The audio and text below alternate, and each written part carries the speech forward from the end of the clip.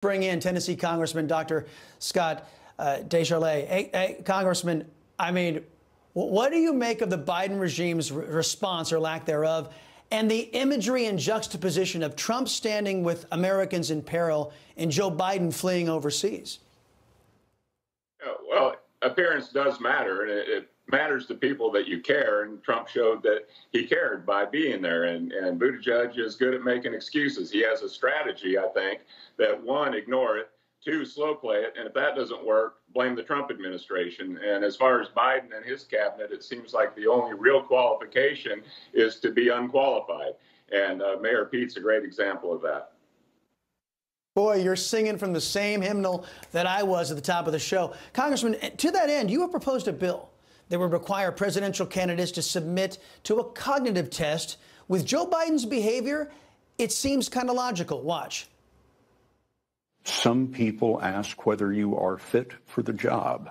And when you hear that, I wonder what you think. Watch me.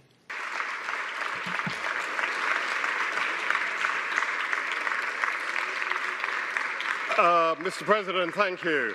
You know, the needs of the nation are to live, and not having the money to pay for it. Not a joke. Think about it. Think about what you'd think about. You're going to make that all cement. You're going to use that as basis to build on, because you need security, you need stability for what you have on top, and you're going to build up stories beyond. I mean, this is incredible.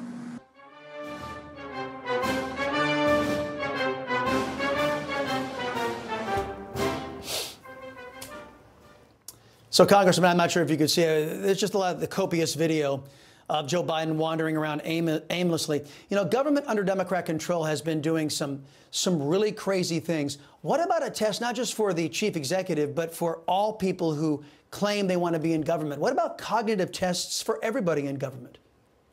Right. And since we've introduced this legislation, that's come up several times. And why not? We have John Fetterman, who clearly could not have passed a competency test, but still was elected to the Senate. Dianne Feinstein is at a point in her life that she doesn't remember that she announced her retirement. Clearly, Biden appears to be in mental decline.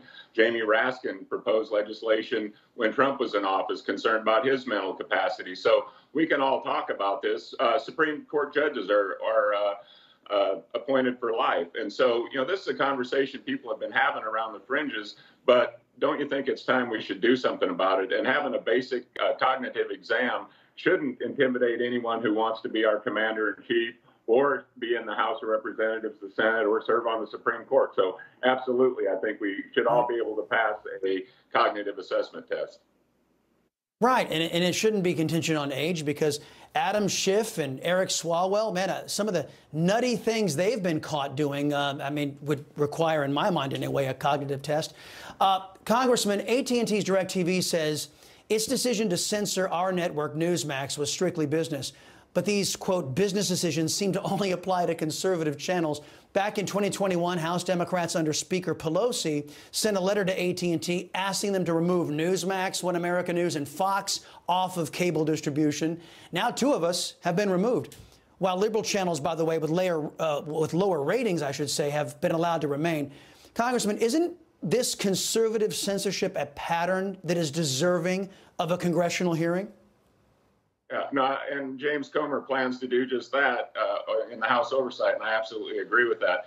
I like to go back to a comment that the great basketball star Michael Jordan said when he was selling his tennis shoes. He didn't take sides politically, because he says Republicans and Democrats both buy tennis shoes.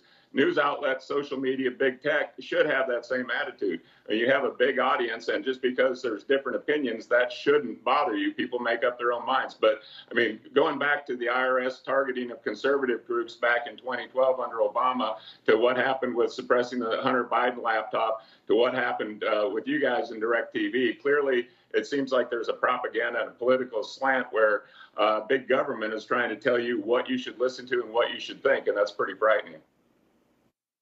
It is frightening. And Congressman, thank you for saying that. We appreciate the comments, and thank you for all your efforts. And don't be a stranger. Congressman Scott DesJarlais, we appreciate the visit as always.